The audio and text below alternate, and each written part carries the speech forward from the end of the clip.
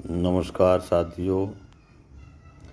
आज के विचार क्रम में आज के विचार हैं लोभी मनुष्य। लोभी मनुष्य ना तो अपने परिवार का होता है और न समाज का सहयोगी होता है। उसका स्वभाव क्रूर और बेशर्मी से भरा रहता है। शोषण करने पर और अपमान करने में कोई भी कसर बाकी नहीं रखता है। ऐसे लोग जो है सज्जन और श्रीमानों के खिलाफ चलते हैं। ऐसे लोग किसी को कभी देख करके भी ब्लैकमेल कर देते हैं, उस पर दबाव बनाने की पूरी कोशिश करते हैं। ये लोग ऐसी व्यूह रचना रचते हैं जिससे किसी सही आदमी उसका दबाव मान करके उसके बुरे कर्म में सहायता करे, सहयोग करे और वो उसमें फंस जाए। बोलने में बड़े माहिर होते हैं और कहते हैं कि सब कुछ ठीक है, तुम हमारे साथ रहो, हम तुम्हारे साथ हैं। पर उनकी चाल सदा ठगने के सिवाय दूसरी नहीं होती है।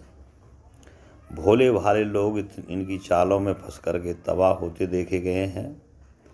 मीठा बोलकर ये अपना सुरसा जैसा मुंह फैला करके पास में आने वालों पर कहर बरसा देते हैं। उनको सहायता करने का वायदा करके उनको ऐसे ढंग से लूटते हैं जिसका बयान करना भी मुश्किल है। लोभी मनुष्य अपने चाल चलन से गिरे हुए बहुत ज़्यादा गिरा हुआ इंसान होता है। वो अपने माता पिता को भी फटकार लगाने में नहीं चूकता है। तो साथियों, लोभी औरत भी अपने पति से निडर होकर के अपमान करती रहती है। चाहे लोभी औरत हो, लोभी मनुष्य हो। जो लोभी होता है वो पुत्र का और पिता का भी अपमान होता रहता है। आपस में एक दूसरे में अपमान करते हैं, वे नहीं चूकते। जिसमें लोभ प्रवृत्ति आ जाती है वही विषैला सर्प बन करके अपने पास के लोगों को ठग करके डसता रहता है। यही है लोभ की विडंबना। लोभ एक कैंसर का नासूर की तरह काम होता है। जिस पुरुष में यह प्रवेश कर जाता है उसे इस तरह घुमाता रहता है कि उसका आदि अंत दोनों ही खराब हो जाते हैं। लोभी लोग अधिकतर अहंकारी स्वभाव के होते हैं। ये सत्य के प्रति उदासीन होते हैं। असत्य या झूठ बोलना ही इनका धंधा होता है। इनमें अधिकतर, सब नहीं, वकील, दलाल, वैश्या, बेहुदे लोग, निकम्मे इंसान, मतलबी नेता, नाच गान करने वाले लोग, डकैत, गुंडे, लुटेरे, वैश्या, शूद्र, नीच लोग जो नैतिकता का पल्ला छोड़ करके ऐसा किस्म करते हैं, वे लोग न्याय का पक्ष न लेकर के अन्याय की जीत के पक्ष में होते हैं। इनमें मानवता का गुण होता ही नहीं है। इन लोगों में धन की अधिक चाह रहती है। सब लोग एक से नहीं होते संसार में। लोभी इंसान, लोभी मनुष्य की बात कही गई है। ये लोग न्याय से बढ़कर के धन को मानते हैं। ऐसे बेईमानी लोग देश पर कलंक बन करके छाए रहते हैं तथा समाज का बर्बादी को कगार की ओर ले जाते हैं। अधिकतर गरीब लोग और ज़रूरतमंद इनके शिकार होते रहते हैं। ये लोग ऐसे लोगों की ज़िंदगी से खेलते रहते हैं। एक तरह से मगरमच्छ का काम करते हैं। उनका धर्म न्याय न होकर के अन्याय के प्रति बताया गया है। ये लोग नास्तिक तथा वज्र के समान पाषाण हृदय के होते हैं। पत्थर दिल होते हैं, इनमें दया, करुणा, प्रेम, नियम, कर्म कुछ भी दिखाई नहीं देता।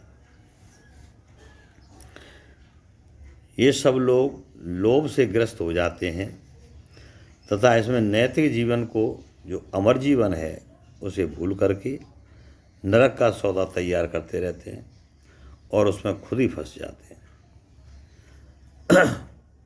अंत में ये लोग पछताते हैं, दुखी होते हैं और इनका चलावा धन ये सब धोखेबाजी में बन जाता है। अपने फैलाए जाल में ये लोग अपनी जान गंवा देते हैं। पानी के बबूले की तरह इनका जीवन कुछ ही समय में समाप्त हो जाता है। अंत में इनके हाथ में घर परिवार सब खाली हो जाते हैं, रीते हो जाते हैं। इनके पास रोने के सिवाय कुछ नहीं होता।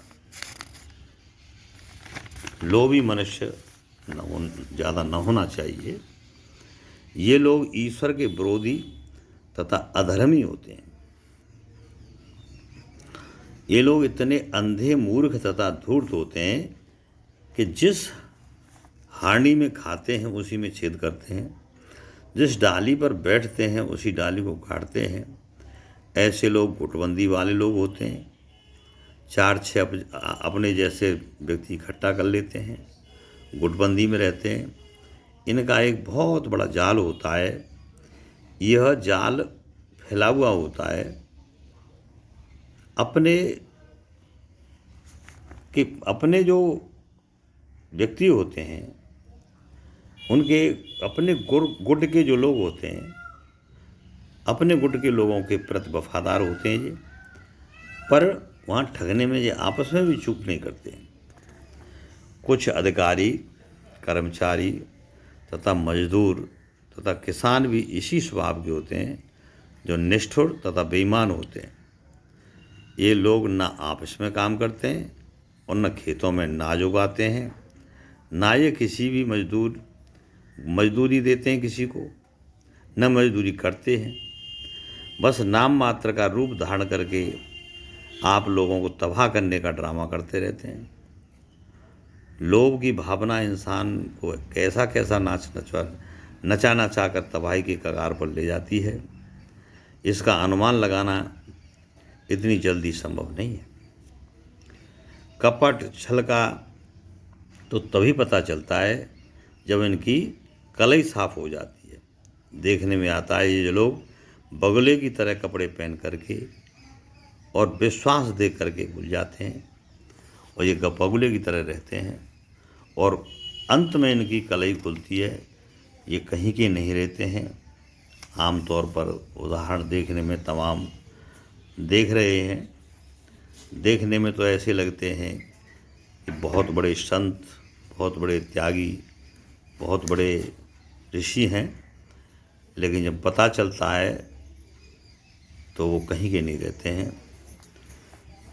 यथा योग्य लोभ आवश्यक है, लेकिन इतना नहीं कि सबको मार डाले, देश को नुकसान में ले जाए, समाज को नुकसान में ले जाए। इनसे बचने की ज़रूरत है साथियों। नमस्कार।